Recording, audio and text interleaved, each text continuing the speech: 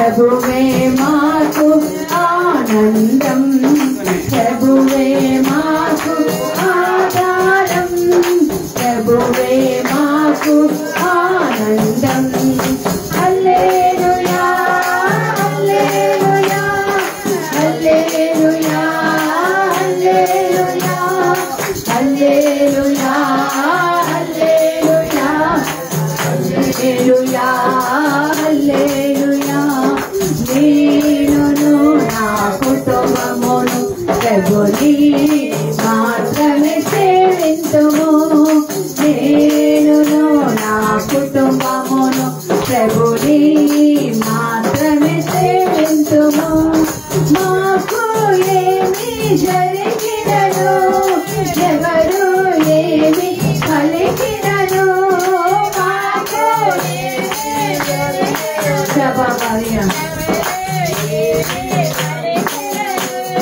ప్రభువే మాకు ఆధారం, ప్రభువే మాకు ఆనందం, ప్రభువే మాకు ఆధారం, ప్రభువే మాకు ఆనందం. హల్లెలూయా హల్లెలూయా హల్లెలూయా హల్లెలూయా హల్లెలూయా హల్లెలూయా హల్లెలూయా హల్లెలూయా. ఎరికో గోడలు అడ్డు వచ్చినా మేము భయపడము, ఎరికో అడ్డు వచ్చినా మేము భయపడము. దేవుని స్తుతించి ఆరాధింప గోడలు కూలిపోవును, దేవుని స్తుతించి ఆరాధింప గోడలు.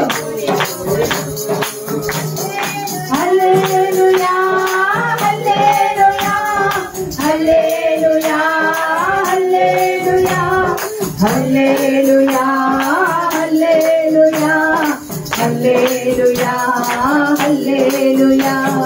నేనును నా కుటుంబమును ప్రభుని మాత్రమే సేవింతుము, నేనును నా కుటుంబమును ప్రభుని మాత్రమే సేవింతుము.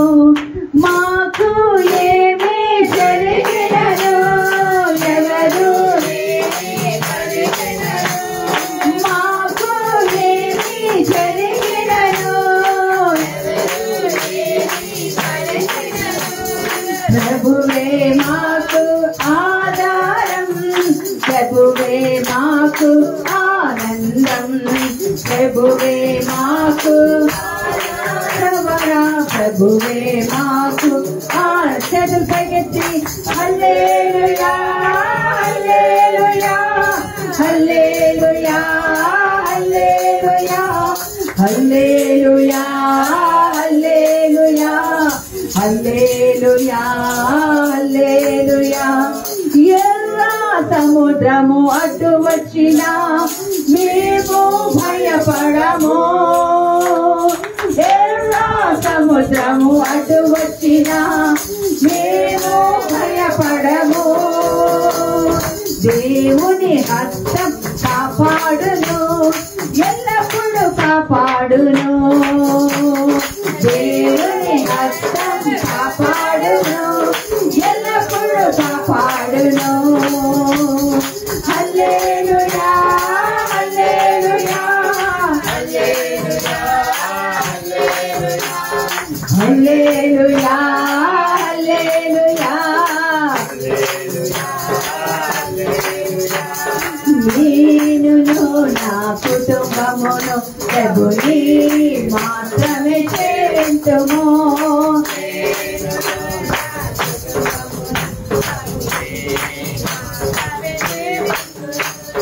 మాకు ఏమి జరిగినను, ఎవరు ఏమి పలికినను, మాకు ఎవరు ఏమి పలికినను, ప్రభువే మాకు ఆధారం, ప్రభువే మాకు ప్రభువే మాకు ఆనందం. హల్లెలూయా హల్లెలూయా హల్లెలూయా హల్లెలూయా హల్లెలూయా. నేనును నా కుటుంబమును ప్రభుని మాత్రమే సేవింతుము. రెండు చేతుల పైకెత్తి నీ కుటుంబాన్ని సమర్పించే రోజున నీ భార్య, నీ బిడ్డలని, నీ భర్తని, నీ బంధువులు, నీ ఇంటి పేరు వాళ్ళందరినీ కూడా ప్రభుకు సమర్పించుకో. ప్రభా యెహోషువ ఆ రోజు పలికాడు ప్రభా, చుట్టూ ప్రక్కన అంతా కూడా ప్రభా అయ్యా వాళ్ళకి తోచిన రీతిలో వాళ్ళు వెళ్ళిపోతున్నప్పుడు నా మట్టుకు నేనైతే యెహోవానే సేవిస్తాను, నేనే కాదు నా కుటుంబం మొత్తం అన్నాడు ప్రభా. అయ్యా ఈరోజు మా కుటుంబాలని తో సహా మీ పాదముల చెంత వస్తున్నాము తండ్రి. గొప్పవాడా నీకు వందనాలు, గొప్ప చేయవాడా నీకు వందనాలు ప్రభా. నువ్వు మాతో ఉండగా మాకు విరోధి ఎవరు ప్రభా? అయ్యా నువ్వు మాలో ఉండగా, మా పక్షమై ఉండగా మాకు దిగులు లేదు ప్రభా, చింత లేదు ప్రభా. ఈరోజు నీ వాక్యముతో మమ్మల్ని బలపరచండి. నేను ఆరాధిస్తుండగా, స్తుతిస్తుండగా అయ్యా ప్రభా గొప్ప కార్యాలు చేయమని ప్రభా నేను నమ్ముతున్నాము ప్రభా, నీకు లోబడుతున్నాము తండ్రి. రాజాని భవనములో వేయింపవలు వేచియందును, యేసు రాజాని భవనములో వేయింపవలు వేచియందును, స్తుతించి ఆరాధింతును, చింతలు మరచెదను, నిన్ను స్తుతించి ఆరాధింతును, నా చింతలు మరచెదను. రాజాని భవనములో వేయింపవలు వేచినందును, యేసు రాజాని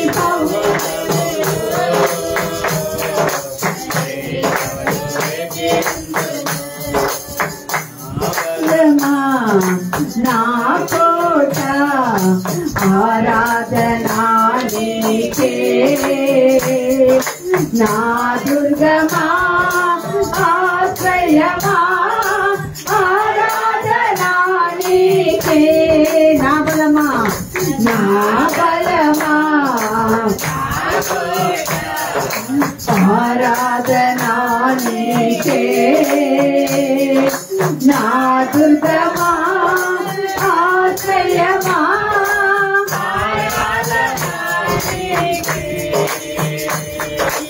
ఆరాధనా ఆరాధనా. అబ్బా తండ్రి నీకేనయ్యా ఆరాధనా ఆరాధనా. అబ్బా తండ్రి నీకేనయ్యా రాజాని. Yes, Lord. యేసు రాజాని భవన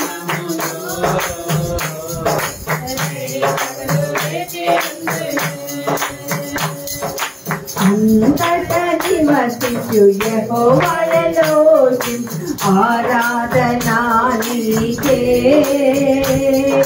మా యొక్క నీతి యెహోవాకికేను ఆరాధనా నీకే. అంతట నివసించు అంతట నివసించు యెహోవాలో ఆరాధనా నీకే, నా యొక్క నీతి యెహోవాకికేను ఆరాధనా నీకే.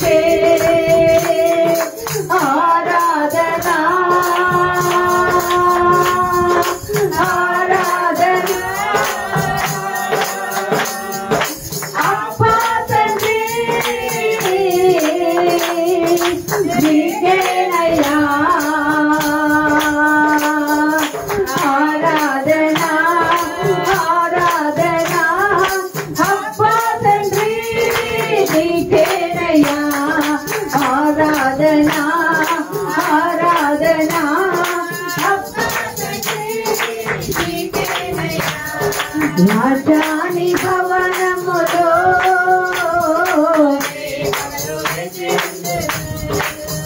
యేసు రాజాని భవనములో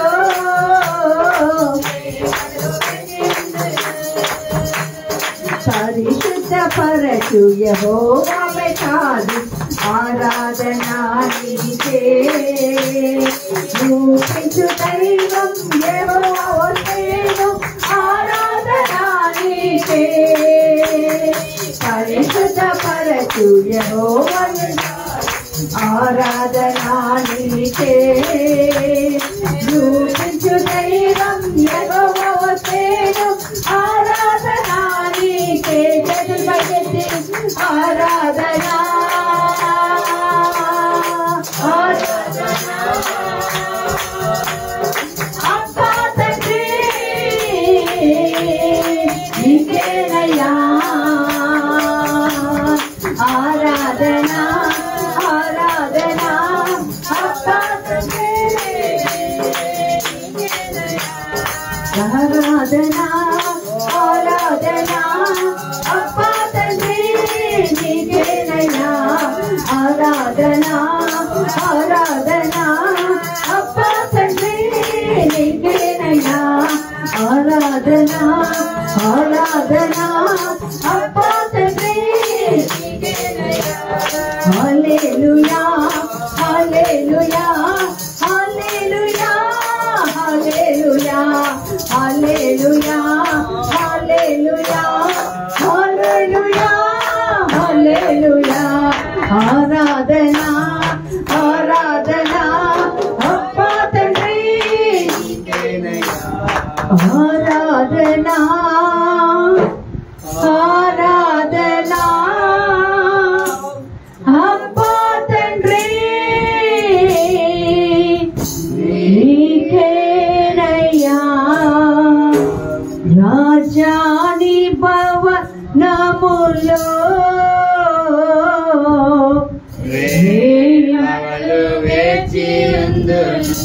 యేసు రాజాని భవనములో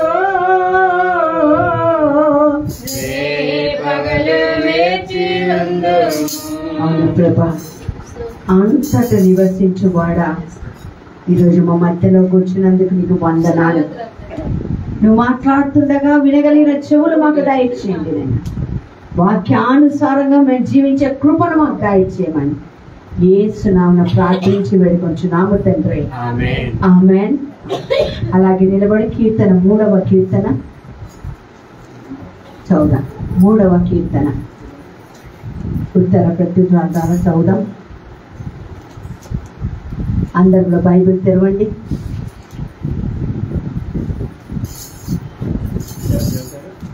సరే స్వామిజీ చదివిస్తే ఉత్తర ప్రత్యుత్తర తీసారా? కీర్తన గ్రంథము 3వ కీర్తన. యెహోవా నన్ను బాధించి వారు ఎంతో విస్తరించి ఉన్నారు, నా మీదకి లేచి వారు అనేకులు. దేవుని వలన అతనికి రక్షణ ఏమీ దొరకదని నన్ను గురించి చెప్పేవారు అనేకులు. యెహోవా నీవే నాకు కేడెముగాను, నీవే నాకు అతిశయాస్పదముగాను, నా తల ఎత్తువాడవుగాను ఉన్నావు.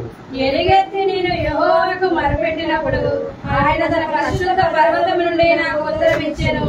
యెహోవా నాకు ఆధారము, కావున నేను పండుకొని నిద్రపోయి మేల్కొందును. 10,000 మంది దండెత్తి నా మీదకి వచ్చి మోహరించిన నేను భయపడను. యెహోవా లెమ్ము, నా దేవా నన్ను రక్షింపుము. నా శత్రులందరినీ దవడ ఎముక మీద కొట్టువాడవు నీవే, దుష్టుల పళ్ళు విరగొట్టువాడవు నీవే. రక్షణ నీ ప్రజలందరి మీద నీ ఆశీర్వాదం వచ్చుగాక. 3వ కీర్తనలో ప్రభు చెప్తున్నాడు. దావీదు ఈ కీర్తన రాస్తూ అంటాడు, ప్రభా నా శత్రువులు చాలా మంది అయిపోయారు నాకు, కానీ నా శత్రువుల యొక్క దవడ పగలగొట్టింది ఎవరంట? దేవుడే. Praise the lord. హల్లెలూయా. మన శత్రువులు ఎవరు? ఎవరో బయట వాళ్ళు కాదు, మన శరీరమే మనకు ఒక్కొక్కసారి శత్రువులుగా ఉంటారు. Our body is our enemy. మన శత్రువులే మనల్ని మన శరీరమే ఒక్కోసారి చెయ్యొద్దని పని చేస్తూ ఉంటారు. సో ఆ శరీరాన్ని దేవుడి రోజు ఏం చేస్తాడట? చిత్తగా కొడుతున్నాడట. గట్టిగా చప్పట్లు కొడదాం. హల్లెలూయా. అలాగే బయట ఉన్న ఏ శ్రమలైనా శత్రువులుగా మారవచ్చు. అప్పు సమస్య కావచ్చు, బంధువుల మధ్యలో సమస్యలు కావచ్చు, వాటన్నిటిని కూడా దేవుడు ఏం చేస్తాడంట? ఆయన మనకి ఒక కాపరిగా ఉంటాడు. పర్వతము పైనుండి ఆయన మనల్ని చూసేవాడు. ఎందుకంటే రక్షణ ఆయనకు సంబంధించింది. నేను రక్షించువాడెవరు? దేవుడు. చెప్పండి, నన్ను రక్షించువాడు నా Yesayya. Praise the lord. Hallelujah. అందరు కూర్చోండి.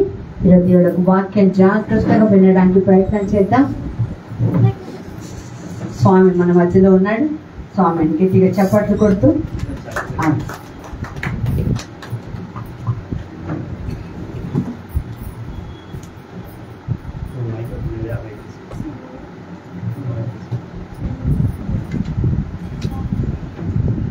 Praise the Lord.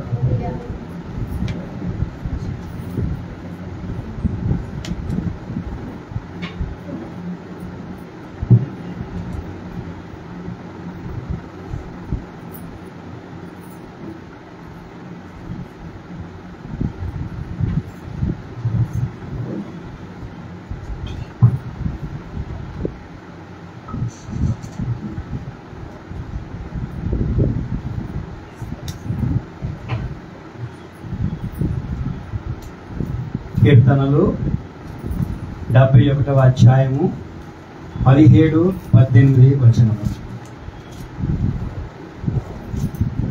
దేవా, బాల్యము నుండి నీవు నాకు బోధించుచూ వచ్చితివి.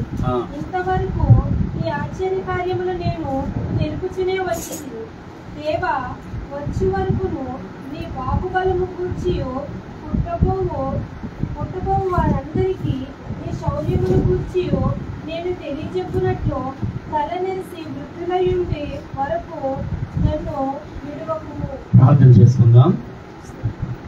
సకల ఆశీర్వాదములకు కారణభూతుడా, సర్వశక్తిమంతుడా, కృపా సత్య సంపూర్ణుడా, కరుణామయుడా, ప్రేమామయుడా, దయామయుడా, నీ ఘనమైన నామానికి అపరంచివటి పాదములకు వందనాలు, స్తుతులు, స్తోత్రం చెల్లించుకొంచున్నాం తండ్రి. ప్రభా, ఇదిగో ఈ యొక్క మధ్యాహ్న కాల సమయంలో ప్రభా నీ పాదాల చేత ఉండి తండ్రి, నీ నామంలో తండ్రి కొన్ని మాటలు మేము ధ్యానం చేయడానికి నువ్వు చూపుతున్న ఈ మహాకృపను బట్టి వందనాలు ప్రభా. ఇదిగో ఈ సమయంలో తండ్రి ఇక్కడ నిలబడి వాక్యం చెప్పడానికి నాకైతే ఏ జ్ఞానము లేదు, నా జ్ఞానం ఒకటిదే ప్రభా. నువ్వు నాకు సహాయం చేయండి. మీ జ్ఞానంతో ఇక్కడ వారందరితో మాట్లాడండి. మేము ఏమి నేర్చుకోవాలో, ఏమి దాచుకోవాలో, ఏమి ఆచరించాలో మాకు నేర్పించమని, నడిపించమని, ఇక్కడ వారందరితో మీరు మాట్లాడమని యేసుక్రీస్తు నామములో అడుగుచున్నాను పరమ తండ్రి, ఆమేన్. ఈరోజు ప్రియమైన దేవుని బిడ్డలారా, సంఘములో, సమాజంలో, సృష్టిలో, ముఖ్యంగా క్రైస్తవ కుటుంబంలో ఒక స్త్రీ యొక్క పాత్ర, లేకపోతే తల్లి యొక్క పాత్ర, పిల్లల యొక్క పాత్ర అనేది మనం నేర్చుకుంటాం. ఓకేనా? హల్లెలూయా. అయితే ఇక్కడ దావీదు గారు, ఇప్పుడు మనం చదివిన లేఖన భాగంలో దావీదు గారు మనకు కొన్ని మాటలు చెప్తున్నాడు. మళ్ళీ నేను రిపీట్ చేస్తాను. దేవా, బాల్యము నుండి నీవు నాకు బోధించుచూ వచ్చితివి. ఇంతవరకు నీ ఆశ్చర్య కార్యములు నేను తెలుపుచూనే వచ్చితివి. దేవా, వచ్చు తరమునకు నీ బాహుబలమును గూర్చియు పుట్టబో వారందరికీ నీ శౌర్యమును గూర్చియు నేను తెలియజేయనట్లు తల నెరిసి వృద్ధులైండు వరకు నన్ను విడువతాను. ఇక్కడ ఒక విషయం మీరు గమనించాలి. దావీదు తన సంతాన కుటుంబంలో తన అన్నదమ్ములకెల్లా చివరివాడు, మొట్టమొదటిగా. రెండవదిగా చివరివాడు అయినప్పటికీ కొంచెం తెలివైన అయ్యేటప్పటికి తండ్రి ఏం చేసిన అతన్ని గొర్రెలు మేపడానికి దూరముగా పెట్టాడు. దేనికి వాడాడు తండ్రి? గొర్రెలు మేపడానికి. కానీ దావీదుకి చిన్నప్పటి నుంచి తన తాతలు, తన ముత్తాతలు, తన పితరులందరూ కూడా దేవుని గురించి బోధిస్తూ వచ్చారు. యెహోవా దేవుడు చేసిన అద్భుత కార్యాల కోసం తన తండ్రి, తన తల్లి, తన పితరులందరూ కూడా అతను నేర్పిస్తూ వచ్చారు. అర్థమైంది? అందుకే అంటున్నాడు, బాల్యం నుండి నాకు బోధిస్తూనే ఉన్నావు. వీళ్ళారు అర్థమవుతుందన్నమాట. మరి ఇప్పుడు మన పిల్లలకి బాల్యము నుండి దేవుని మాటలు, దేవుని క్రియలు, దేవుని శౌర్య పరాక్రమాలు, దేవుడు మన జీవితాల్లో చేస్తున్న అద్భుత ఆశ్చర్య కార్యములు నేర్పిస్తున్నారా? ఒక క్రైస్తవ కుటుంబంలో స్త్రీ పాత్ర చాలా గొప్పది. సృష్టి ఆరంభం నుంచి కూడా మనం అంటే చదువుకోవడానికి కానీ లేదా ఫన్నీగా చాలామంది అనుకుంటారు, కానీ పండు తినిపించే దగ్గర నుంచి ఆదామే స్త్రీ నడిపించింది. అవునా? అవునా కదా? అయితే తర్వాత కాలంలో చాలామంది స్త్రీలు తమ బిడ్డల్ని దేవుని సన్నిధిలో నడిపిస్తే వాళ్ళందరూ కూడా గొప్ప గొప్ప ప్రవక్తలు అయ్యారు. స్టిల్ నేటి వరకు కూడా. హల్లెలూయా. మరి ఈ రోజుల్లో మనము మరి మన బిడ్డల్ని అదే రీతిలో మనం పెంచగలుగుతున్నామా? ఒక సమూయేలు,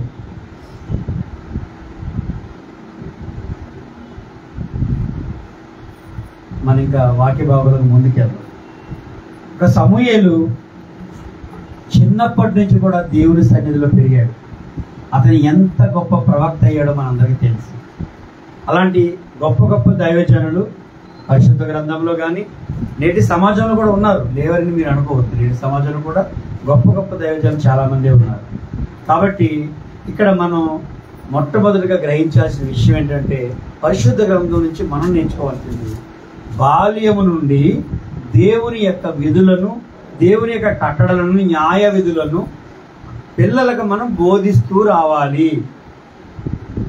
అలా నేర్చుకోకబట్టే ఒక గొర్రెలు కాసుకునే దావీదు ఒక మహా సామ్రాజ్యానికి చక్రవర్తి, మహారాజు అయ్యాడు లేదా? ఇది ఎలా సాధ్యమంటే దేవుని వలన మాత్రమే. అవుతుందా? ఒక ప్యూన్గా ఉన్న ఒక అతను, లేకపోతే వాచ్మెన్గా ఉండే అతను ముఖ్యమంత్రి అవ్వగలుగుతాడా? ఈ రోజుల్లో సాధ్యమేనా చెప్పండి? లేకపోతే కూలి పనికి వెళ్ళి ఉంటాడు, అవుతాడా? ముఖ్యమంత్రి అవుతాడా? అవ్వలేడు ఈ రోజుల్లో. కానీ అది ఎవరికి సాధ్యం? దేవునికి సాధ్యం. దేవుడు నిలబెట్టాలనుకుంటే ఖచ్చితంగా అవుతాడు. నార్మల్గా అయితే మన ఊహలకు అందుతుందా? అందదు. కాబట్టి తల్లులైన వాళ్ళు దేవుడు వారికి నేర్పించిన విషయాలు బిడ్డలకు అందించవలసిన గొప్ప బాధ్యత. అర్థమైందా? ఆ పని చేయకుండా మన ఈ లోకాన్ని విడిచిపెట్టకూడదు. దేవుని గురించిన విషయాలు మన పిల్లలకు బోధించకుండా ఈ తరువు చాలించడానికి వీలు లేదు. హల్లెలూయా. ప్రతి తల్లికి ఉంటది, నా పిల్లలు గొప్పవాడు అవ్వాలి, నా బిడ్డలు గొప్ప గొప్ప గొప్ప పోస్టుల్లో ఉండాలి, ఎదగాలి అని, డబ్బు సంపాదించాలని, ఉన్నతమైన స్థానాల్లో అందరికీ ఉంటుంది. అందరు తల్లిదండ్రులకు ఉంటుంది, ముఖ్యంగా ప్రతి తల్లికి ఉంటుంది. మరి వాళ్ళు అలా ఎదగాలంటే చిన్నప్పటి నుంచి మనం వాళ్ళ మనసులో బీజాలు విత్తాలి. హల్లెలూయా. మరి ఎంతమంది విత్తుతున్నారు? పొద్దున్నే లేచి బైబిల్ చదవాలి, పొద్దున్నే లేచి ప్రార్థన చేసుకోవాలి, కుటుంబ ప్రార్థనలో పాలు పబ్బులు పొందాలి. ప్రార్థన చేయకుండా నేను భోజనమే పెట్టను, పాటలు నేర్చుకో, ఇగో ఈ ఆదివారం నువ్వే 2 పాటలు పాడు, అందరికంటే నువ్వే ముందుండు అని ఏ తల్లి తన బిడ్డకు నేర్పిస్తుంది ఈ రోజుల్లో? మరి క్రైస్తవ కుటుంబాలు ఎలా ఎదుగుతాయి దేవుళ్ళు? దావీదు మొట్టమొదటిగా మనం దావీదుని ధ్యానించే కదా, గొర్రెలు కాసుకుంటూ దేవునికి పాటలు 150 కీర్తనలు చదువుతాం కదా, ప్రతిరోజు మనం కీర్తన చదువుతామా? 150 కీర్తనలు రాశాడు ఆయన ఒక్కడే. ఆయన చదువుకున్నట్టు కానీ స్కూల్కి వెళ్ళాడని, కాలేజీకి వెళ్ళాడని బైబిల్ ఎక్కడ లేదు. మరి ఏమీ లేని దావీదు గారే అన్ని కీర్తనలు రాశాడు. మరి మీరందరూ ఎన్ని రాయొచ్చు? అమ్మగారు కూడా చాలా పాటలు దేవుని స్తుతిస్తూ కీర్తిస్తూ, మనం డివైడ్ ఆ చర్చిలో ఉన్నప్పుడు 20 వెళ్ళినప్పుడు ఎన్నిసార్లు మనం క్యాసెట్ రిలీజ్ చేస్తాం, ఎన్ని పాటలు రాశారు.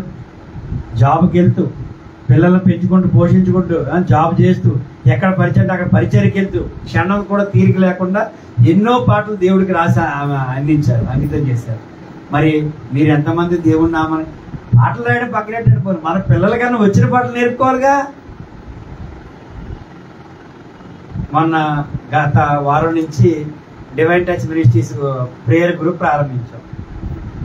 నేను రోజు ఎదురు చూస్తున్నాను, ప్రార్థన అయిపోగానే నేను పాట పాడతానండి, రేపు పొద్దున నేను పాడతాను ఎవరో చెప్తారేమో అని ఆశకి ఎదురు చూస్తున్నా. వారం రోజుల నుంచి నేను ఫోన్ చేసి అమ్మ పాట పాడతావా అని అడగాల్సి వస్తుంది, కానీ నేను పాట పాడతాను ఎవరు ముందుకు రావట్లేదు. కొన్ని పిల్లలు కాదు, పెద్దలు కూడా రావట్లేదు.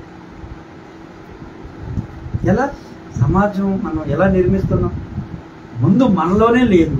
మన పిల్లల్ని ఎలా మనం దేవుళ్ళు గొప్ప స్థానంలోకి ఎదగాలని ఆశపడతాం? మణికట్టుకి బాసికం కట్టుకున్నట్టు దేవుని యొక్క మాటలను మనం కట్టుకోవాలంట, రాసుకోవాలంట. ఎందుకు కట్టుకోవాలంటే అంతమాలు చేయి చూసుకుంటాం కదా, కనిపిస్తాయి. ఎవరికి ఎంతమందికి వాగ్దానాలు వచ్చు క్యాలెండర్లో చూసినవి కాదు. అంటే పరిశుద్ధ గ్రంథంలో చాలా వాగ్దానాలు ఉన్నాయి కదా. మరి ఏ వాగ్దానాలు ఎత్తుపట్టి మీ పిల్లల కోసం, మీ కుటుంబాల కోసం ప్రార్థన చేస్తున్నారు మీరు? ఎంతమంది పిల్లలకు నేర్పించగలుగుతున్నారు? ఒక క్రైస్తవ కుటుంబం ఎలా నిలబడుతుంది అంటే, ఇక క్రైస్తవ కుటుంబాలు మీతో అంతరం అయిపోవాలా? మీ పిల్లలు మరి వాళ్ళ పిల్లలు లేవద్దా? ఈరోజు పరిశుద్ధ గ్రంథాన్ని మనం పట్టుకుంటున్నామంటే దీని వెనక ఎంత రక్త చరిత్ర ఉందో తెలుసా? ఈ పరిశుద్ధ గ్రంథం వెనకాల కొన్ని లక్షల మంది క్రైస్తవులు ప్రాణత్యాగాలు. యేసుతో మొదలు పెడితే, యేసుక్రీస్తు మొదలు పెడితే, స్టెఫన్తో మొదలు పెడితే కొన్ని లక్షల మంది క్రైస్తవుల ప్రాణత్యాగాలు ఈరోజు మీ చేతిలోని పరిశుద్ధ గ్రంథం. అంతమంది ప్రాణాలు త్యాగం చేసి నరకబడి, కాల్చివేయబడి, చంపబడి, ముక్కలు ముక్కలుగా నరకబడి ఈ పరిశుద్ధ గ్రంథాన్ని మీ చేతికి అందిస్తే ఈరోజు ఎంత ఫ్రీగా మీరు కూర్చొని ప్రజాస్వామ్య దేశాల్లో మీరు వాక్యం వినగలుగుతున్నారు. పరిశుద్ధ గ్రంథంలో పౌలు లేఖల్లో చూశారు కదా, రహస్యంగా వాళ్ళు సమావేశం అయ్యేవాడు. ఎందుకంటే మళ్ళీ ప్రజలు తెలిస్తే వాళ్ళు ఎక్కడ కొట్టేస్తారు, చంపేస్తారని. పౌలు గారిని ఎన్నిసార్లు చంపడానికి చూశారు, శిష్యులు ఎంతమంది ఎన్నిసార్లు, యేసు ప్రభువునే చంపడానికి ప్రయత్నించలేదా ప్రజలు? అలాంటి కష్ట పరిస్థితుల్లో ఉండి ఈరోజు ప్రపంచమంతా యొక్క స్వార్థ ప్రకటించబడడానికి వారందరూ ప్రాణత్యాగాలు చేస్తే కనీసం అందులో ఉన్న విషయాల్ని మన పిల్లలకు నేర్పించుకోలేని దౌర్భాగ్యమైన పరిస్థితుల్లో ఈరోజు మనం ఉన్నాం ప్రియులారా. హల్లెలూయా. ఏ ఒక్క పాస్టర్ కానీ, పాస్టర్ అమ్మలు కానీ, లేకపోతే దేవుని సేవ చేసి ఏ బిడ్డ కూడా పుట్టేసి దేవుడి కోసం పెరగలేదండి. వాళ్ళందరూ కూడా కుటుంబ జీవితం జీవిస్తూ ఈ లోకంలో ఉన్న సవాలు ఎదుర్కొంటూ దేవునిలో ఎదిగి దేవుని కోసం నిలబడుతున్నారు. దేవుని కోసం నిలబడడం అంటే మాటల, కుటుంబ జీవితాన్ని త్యాగాలు చేయాలి, కుటుంబంలో అనేక పరిస్థితులు త్యాగాలు చేయాలి, వాళ్ళందరూ ఒప్పించుకొని దేవుని కోసం నిలబడాలి. అన్ని చేసి దేవుని కోసం నిలబడుతుంటే కనీసం మనం మన పిల్లలకు కానీ, మనం కానీ ఈ యొక్క పరిశుద్ధ గ్రంథంలో ఉన్న విషయాలను పాటించడానికి, దాన్ని ధ్యానించడానికి, నేర్పించడానికి కూడా ముందుకు రావట్లేదు. హల్లెలూయా.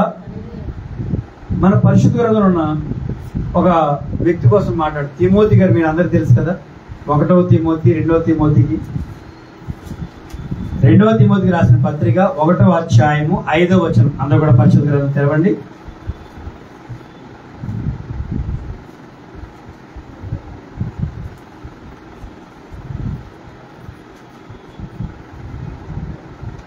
చదవండి. తీసారా? నా హస్త నిక్షేపము వలన నీకు కలిగిన దేవుని కృపావరము ప్రజ్వలింప చేయవలనని నీకు జ్ఞాపకం చేయుచున్నాను. దేవుడు మనకు శక్తియు ప్రేమయు ఇంద్రియ నిగ్రహములు గల ఆత్మనే ఇచ్చును గాని పిరికి ఆత్మ గల ఆత్మ ఇవ్వలేదు. 2వ తిమోతి రాసిన పత్రిక 1వ అధ్యాయం 5వ వచనము నేను చదువుతాను, వినండి. నా ప్రార్థనల యందు ఎడతెగక నిన్ను జ్ఞాపకం చేసుకున్నాను. పౌలు గారు చెప్తున్నారు, నీ కన్నీళ్లను తలుచుకొని నాకు సంపూర్ణ ఆనందం కలుగుటకై నిన్ను చూడవలనని రేయింబగలు ఆపేక్షించున్నాను. నీ యందు నిష్కపటమైన విశ్వాసమును జ్ఞాపకం చేసుకొని నా పితురాచారం ప్రకారం నిర్మలమైన మనస్సాక్షితో నేను జీవించుచున్న దేవునికి ఎడల కృతజ్ఞుడనై ఉన్నాను. ఆ విశ్వాసము మొదట నీ అవ్వ అయిన లోయలోను నీ తల్లి అయిన యునికేలోను వసించెను. అది నీ యందు సహా వసించుచున్నదని నేను రూఢిగా నమ్ముచున్నాను. ఇక్కడ పౌలు గారు తిమోతి గారికి రాస్తున్న లేఖ. ఇందులో ఆయన ఎవరి కోసం చెప్తున్నాడండి? వాళ్ళ అవ్వ అంటే అమ్మమ్మ నుండి నానమ్మ నుండి ఆవిడ పేరు లోయి, ఓకేనా. రెండవది వాళ్ళ తల్లి యునీకి. వాళ్ళిద్దరి పేర్లు పరిశుద్ధ గ్రంథంలో లిఖించబడ్డాయి. 2000 సంవత్సరాలు దాటేశాను కదా. ఇప్పటికి వాళ్ళ పేరు మనం స్మరించుకోవడానికి వారు ఎంతగా దేవునిలో ఎదుగారు ఆలోచించండి. తిమోతి క్రైస్తవ భక్తుడు, దేవుని భక్తుడు అవడానికి మెయిన్ కారణం ఎక్కడుందంట? వాళ్ళ అవ్వ దగ్గర నుంచి వచ్చింది, వాళ్ళ అమ్మకు వచ్చింది, వాళ్ళ అమ్మ తిమోతికి నేర్పించింది. కాబట్టి తిమోతి ఎడల పౌలు గారు ఎంతగా మాట్లాడుతారు చూసారా? నా ప్రార్థన యందు ఎడతెగక నీ జ్ఞాపకం చేసుకుంటాను. నీ కన్నీళ్లను తలుచుకొని నాకు సంపూర్ణ ఆనందం కలుగుటకై నిన్ను చూడవలని రేయింబగలు ఆపేక్షిస్తారట. తిమోతిని చూద్దామని పౌలు గారు రాత్రి అనగా పగలనగా ఎదురు చూస్తా ఉన్నాడు. ఎప్పుడెప్పుడు కలుద్దామా, ఎప్పుడెప్పుడు తిమోతిని కలుద్దామా అని ఎదురు చూస్తా ఉన్నాడు పౌలు. అంతగా తిమోతి దేవుళ్ళు ఎదగడానికి మెయిన్ రీజన్ ఎవరంట? తన తల్లి, తన అవ్వ. మరి మన బిడ్డలు దేవుళ్ళు ఎదగాలని మరి మన తల్లులు, మన అవ్వలు మనకి ఎంత ప్రోత్సాహం ఇచ్చారు, ఇస్తున్నారు, నేర్పిస్తున్నారు. వాళ్ళంటే ఇప్పుడు చనిపోయి 2000 సంవత్సరాలు అయిపోయింది కాబట్టి వాళ్ళ కోసం మాట్లాడుతున్నాం. ఇప్పుడు మనందరం లైవ్లో ఉన్నాం, అవునా, బతికే ఉన్నాం. కాబట్టి ఇప్పుడు మనం నేర్పించుకోవడానికి ఈ రోజు కూడా నీకు అవకాశం ఉంది. హల్లెలూయా. ఈ రోజు కూడా మీ అందరికి అవకాశం ఉంది. ఎందుకంటే ఇది మిక్కిలి అనుకూలమైన సమయం. నేడే ఘనరక్షణ దినం. మామూలు రక్షణ దినం కాదు, ఏంటి ఘనరక్షణ దినం. ఎందుకంటే ఈ రోజు నువ్వు తెలుసుకొని ఈ ప్రభు ఇప్పుడు దాకా నేను నిర్లక్ష్యంగా ఉన్నానేమో, ఈ రోజు నుంచి నేను పని మొదలు పెడతాను. ఎందుకంటే క్రైస్తవులకి ఈ హైందవ ఆచారాలకి ఎటువంటి సంబంధం లేదు. ఈ క్షణం దేవుడు నీకు పశ్చాత్తాపం కలిగిస్తే, నీకు జ్ఞాపకం చేస్తే, నీ హృదయాన్ని ప్రేరేపిస్తే ఇదే మంచి సమయం. వెంటనే నువ్వు అడిగేది పెట్టాలి. ఎందుకంటే దేవుడు 7 దినాల్ని ఆశీర్వదించి పరిశుద్ధపరిచాడు. హల్లెలూయా, హల్లెలూయా. కాబట్టి సాటి లేని దైవజనుడిగా తిమోతి ఎదిగాడు. అలా ఎదగాలని మీ బిడ్డలు లేదా? మీకు చదువులకి, ఉద్యోగాలకి, దేవుని సేవకి ఎటువంటి సంబంధం ఉందా? లేదు.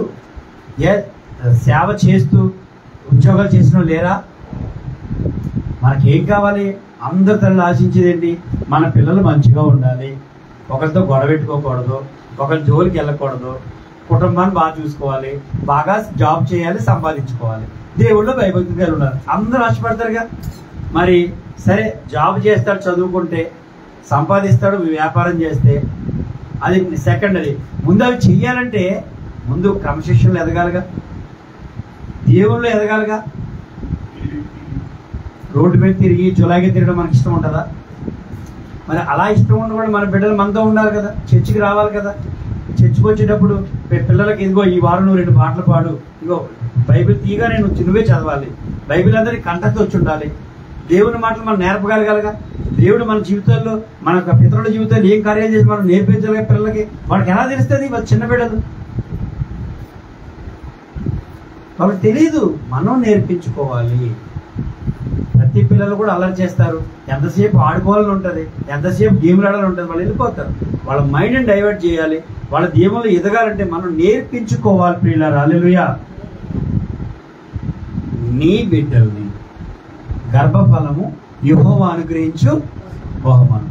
ఆ బహుమానం ఇచ్చింది ఎవరు? ఆ బిడ్డలకి తల్లిగా నేను ఏర్పరిచింది ఎవరు? మరి దేవుడు. ఆ బిడ్డలకి కాపరిగా పెట్టింది ఎవరు నిన్ను? మరి ఆ బిడ్డలకి కాపరి కాయాలి కదా. యెహోవా నా కాపరి, యెహోవా నా కాపరి అని మనం పాట పాడతాం కదా. యెహోవా నా కాపరి 3-4 పాటలు ఉన్నాయి.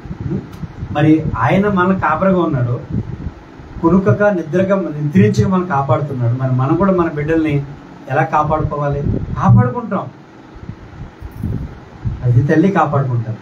కానీ నేర్పించే విషయాలను నేర్పిస్తున్నారా అనేది మొట్టమొదటి ప్రశ్న. హల్లెలూయా, హల్లెలూయా, దేవునికి స్తోత్రం. కీర్తన 127 4వ వచనం. 127వ కీర్తన 4వ వచనం.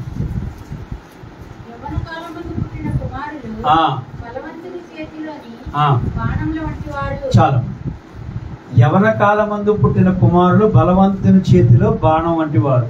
అసలు ఈ బాణాలు ఎవరు వాడతారు ప్రియారు? చెప్పండి ఒకసారి అన్నమాట. ఈ బాణాలు యుద్ధం చేసే సైనికులే, యోధులు. వాళ్ళకి ఇంకో పేరేంటి?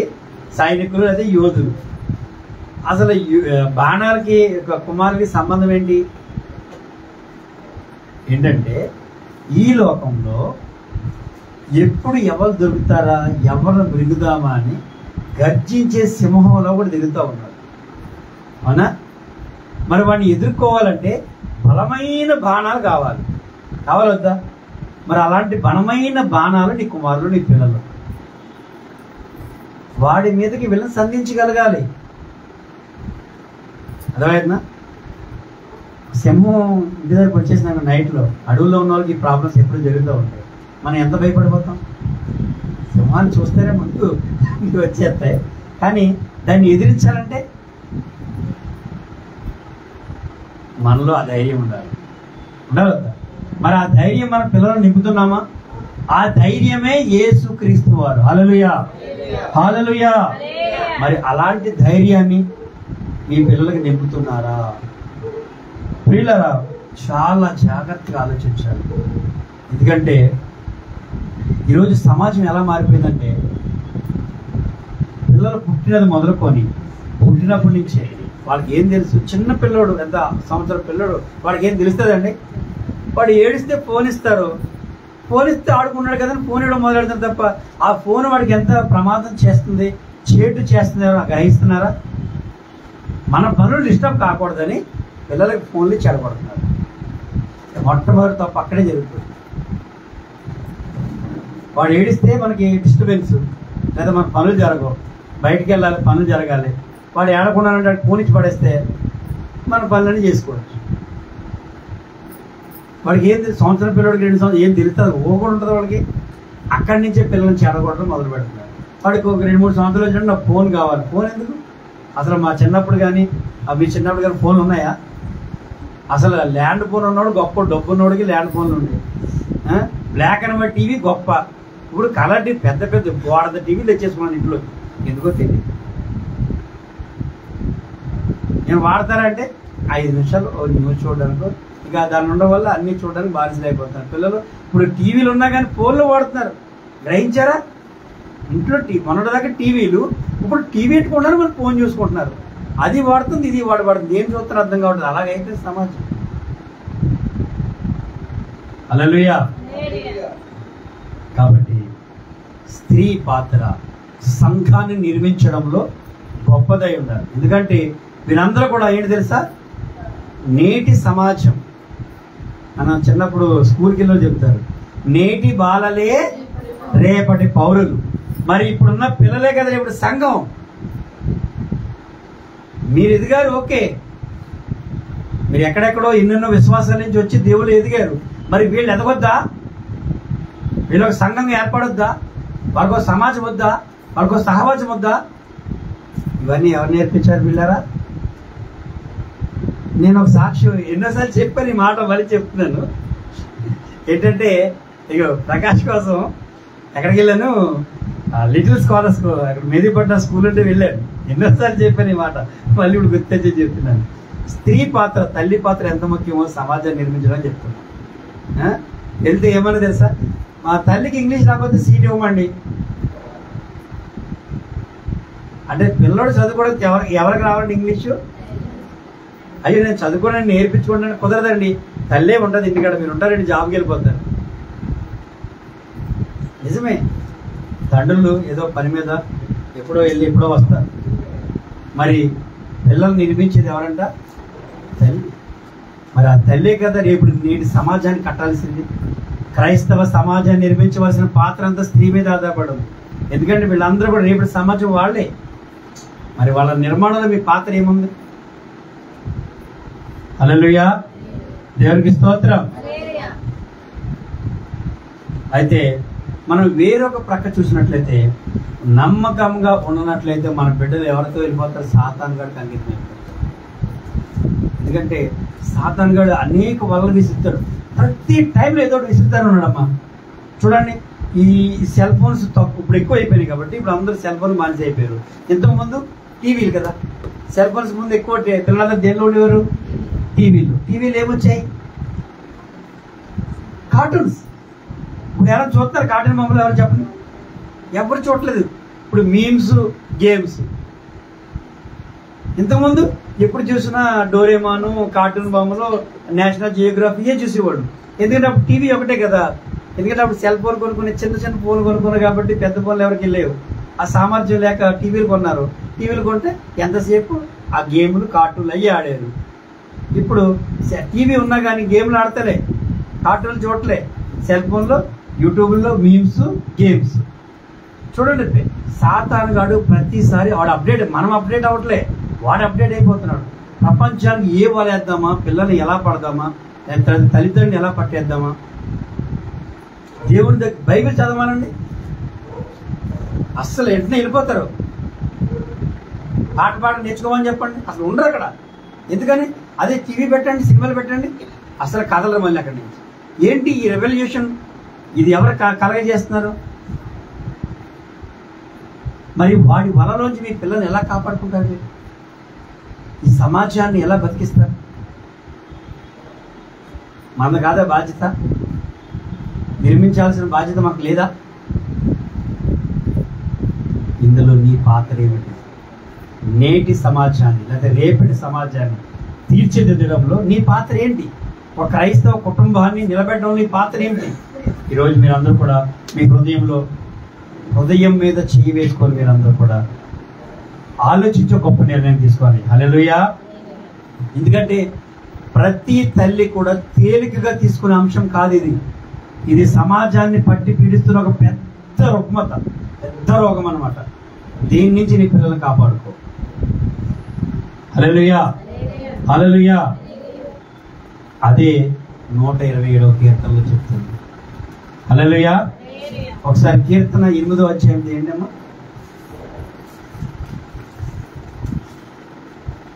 కీర్తన 8వ అధ్యాయము 2వ వచనం చదవండి. శత్రువులను పగ తీసుకొనిని మాన్పివేయుటకై నీ విరోధులను బట్టి బాలుల యొక్కయు చంటిపిల్లల యొక్కయు స్తుతుల మూలమున నీవు ఒక దుర్గమును స్థాపించి ఉన్నావు. చాలు. ఇక్కడ ఏముందంటే, చంటి పిల్లల నోట స్తుతులు బట్టి శత్రువులు నలగొడటానికి దేవుడు ఒక దుర్గంగా ఏర్పాటు చేశాడు. హల్లెలూయా. చిన్న పిల్లల ద్వారా పలికే స్తుతి మాటలు సాతానుగా నలగొడతాయని ఈ వచన భావం. హల్లెలూయా. మరి మన పిల్లల చేత ఎంతమంది స్తుతులను నేర్పించగలుగుతున్నారు? మనం చెప్పడం కాదు, మన పిల్లల చేత చెప్పించగలుగుతున్నాము. ఇది పెద్ద సమస్య అయిపోయింది ఈరోజు. మీరు అందరూ కూడా మీరు చాలా చిన్నగా ఆలోచిస్తారు. ఎప్పుడు ఇలా అసలు నేటి సమాజంలో రేపటి సమాజం ఉందా? భావితాలు ఉన్నాయా? క్రైస్తవ సమాజానికి అని భయం వేస్తుంది. ఎందుకంటే హైందవ సాంప్రదాయాల్లో చాలా మంది లోకానికి వచ్చి క్రైస్తవ సమాజాన్ని ఏర్పాటు చేస్తున్నారు. కానీ ఈరోజు క్రైస్తవ సమాజంలో వారి పిల్లలే రేపటి సమాజం కోసం తయారైతే లేదని భయంగా ఉంది. ఎందుకంటే నాకు తెలిసి మేము యవనస్తులుగా సేమ్ ఇదే వయసులో ఉన్నప్పుడు 2002 నుంచి 2006-7 ప్రాంతంలో ఉపవాస ప్రార్థనలు, రాత్రి జాగర ప్రార్థనలు, స్పెషల్ ప్రార్థనలు ఎక్కడంటే అక్కడికి వెళ్ళిపోయేవాడు. మాకు డినామినేషన్ లేవు. ఖైరతాబాద్ చర్చికి వెళ్ళాం, సెయింట్ యాంథనీ అక్కడికి వెళ్ళాం, ఎక్కడ బెరకకి వెళ్ళాము, అక్కడ పెంతుకోస్కి వెళ్ళాం, ఎక్కడ చర్చ్ అంటే అక్కడ, ఎక్కడ ప్రార్థన అంటే అక్కడ వెళ్ళిపోయాం. దేవుళ్ళు ఎదగాలి, తెలుసుకోవాలి. ఎందుకంటే మా తల్లిదండ్రులు మాకు నేర్పించింది, మీ తల్లిదండ్రులు మీకు నేర్పించింది. మరి ఇప్పుడు మన బిడ్డలకు మనం నేర్పిస్తున్నామా? ఏది నువ్వు యవన కాలం ఉన్నప్పుడు నీలో ఉన్న జీల్ ఇప్పుడు నీ బిడ్డలో ఎందుకు లేదు? చిన్నపిల్లలు కదా, వాళ్ళకి ఏం తెలుసులే, నేర్చుకుంటారులే. నువ్వు చెప్పకపోతే ఎప్పుడు నేర్చుకుంటారు? నువ్వు నడిపించకపోతే ఎప్పుడు నడుస్తారు? పుట్టిన పిల్లోడిని ఆడి నడితేనే వదిలేస్తావా? చేపెట్టి ఒకటి వేయించావు చిన్నప్పుడు. మరి అలాగే దేవుళ్ళకి నడిపించాలంటే నువ్వే రోజు వాక్యాలు చదవడంలో కానీ, ప్రార్థన చేయించడంలో కానీ, పాటలు పాడించడంలో కానీ దేవుని ఎదుగలు నువ్వు నడిపించకపోతే ఎలా నడుస్తారు? వాళ్ళకి ఎలా తెలుస్తుంది అసలు? హల్లెలూయా. కాబట్టి చిన్నపిల్లల యొక్క నోట స్తుతుల ద్వారా దేవుడు శత్రువులను సాతానుగా నలగొట్టడానికి ఉద్దేశించాడని కీర్తన 8:2 మనకి కీర్తనకారుడు ద్వారా దేవుడు చెప్తున్నాడు. హల్లెలూయా. అట్లా మన బిడ్డల్ని సాతాను సిగ్గుపరచబడేలాగా మన బిడ్డలు ఉండాలి. ఉన్నారా? అందరూ ప్రశ్నించుకోండి. యెషయా గ్రంథం 49:15 యెషయా గ్రంథము 49:15 దేవుడు ఏం చెప్తారో ఒక మాట వెళ్దాం. తల్లికి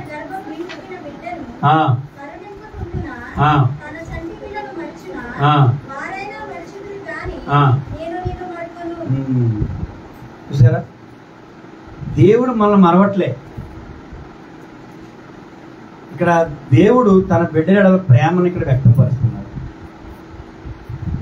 మన బిడ్డల మనకి ప్రేమ ఉంది, కానీ అదే దేవుడు మనకి ఈ పరిశుద్ధ గ్రంథాన్ని అనే ఒక జీవితమైన పుస్తకాన్ని మనకి ఇచ్చాడు.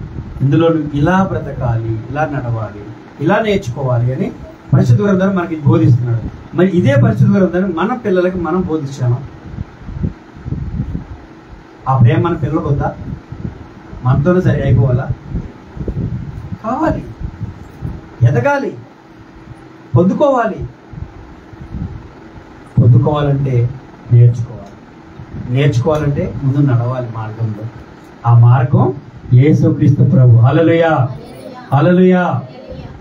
కాబట్టి ప్రతి తల్లిదండ్రులు, అంటే ఇక్కడ తల్లి కోసమే చెప్తున్నానని తండ్రులు నిర్లక్ష్యం ఉండక్కర్లేదు.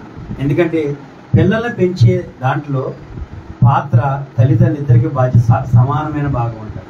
అదే ఎక్కువ భాగం తల్లికి ఉంటుంది, రిమైనింగ్ అంతా తండ్రికి ఉంటుంది. కాబట్టి తల్లిదండ్రులు ఇరువురు కూడా ఒక క్రైస్తవ సమాజాన్ని, ఒక కుటుంబాన్ని ఏర్పాటు చేయాలి అంటే మన బిడ్డలు లేదా మన కుటుంబాన్ని దేవునిలో అనుదినము నడిపించబడాలి. హల్లెలూయా.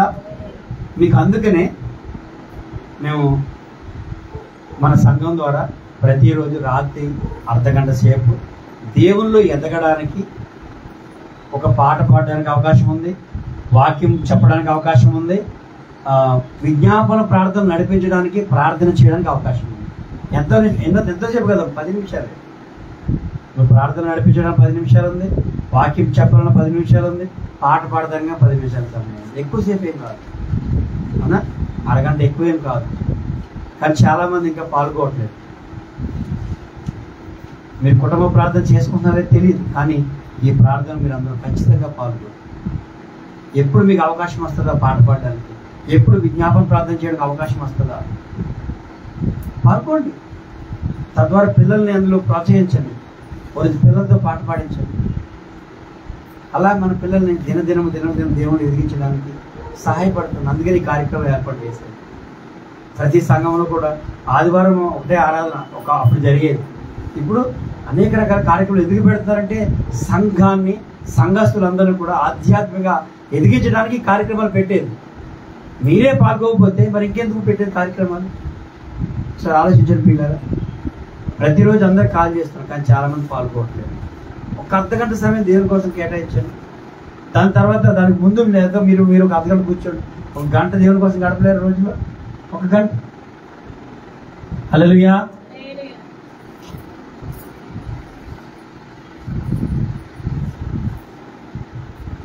కాబట్టి ప్రియమైన దేవుని పిల్లలారా, ముఖ్యంగా దేవుడు మనతో మాట్లాడే మాటలు ఈరోజు సంఘంలో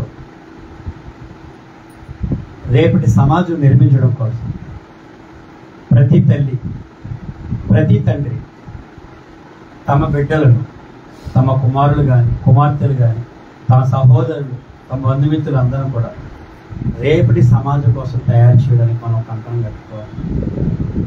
అనేక మాటల ద్వారా దేవుడు మనం హెచ్చరిస్తూ ఉన్నాడు. ఎందుకంటే మనతో ఈ సహవాసం సమాజం అంతమైపోకూడదు. ముందు తరాలకు వెళ్ళాలి. వాళ్ళందరూ ముందు తరాలకి ఈ పరిశుద్ధ గ్రంథం మనకు అందించారు. ఆది కాండం మొదలుకొని ప్రకటన గ్రంథం వరకు అనేక మంది ప్రవక్తలు ప్రాణత్యాగాలు పరిశుద్ధ గ్రంథం. అది చాలా విలువైనది ప్రియులారా, చాలా విలువైనది. దీని విలువ ఎవరికి తెలుస్తుందంటే ఒక వస్తువు విలువ అది లేనప్పుడే, ఒక మనిషి విలువ ఆ మనిషి లేనప్పుడే. యేసుక్రీస్తు ప్రభువారి లోకంలో ఉన్నప్పుడు ఆయన విలువ తెలియలేదు. ఆయన వెళ్ళిపోయిన తర్వాత ఆయన కోసం ఎంతోమంది ప్రాణత్యాగాలు చేయగలరు. అంటే ఆయన విలువ అంత గొప్పది. మరి ఆయన పొందుపరిచిన ఈ పరిశుద్ధ గ్రంథం ఎంత గొప్పదంటారు. ఇందులో ఉన్న మాటలు ఆయన మాటలు, పరిశుద్ధ గ్రంథం ద్వారా దేవుడు ఆయన రాసిన మాటలు. కాబట్టి వీటిని మనం కూర్చో తప్పకుండా పాటించాల్సిందే. మీకు ఇక్కడ కూర్చోబెట్టి గంటల పాటు బోధించే వాక్యం ఎందుకంటే మీకు జీవితాలను, మీ కుటుంబాలను మార్చుకొని దేవుళ్ళు మీరందరూ ఎదగాలి, కుటుంబం ఎదగాలి, ఆశీర్వదించబడాలని కదా. కాబట్టి ఇటువంటి ప్రయత్నాలు మీరు ఆపకుండా మీ పిల్లలందరూ కూడా దేవుని మాటలు నేర్పిస్తారని ఆశిస్తూ దేవుని వాక్యాన్ని ముగిస్తున్నాను.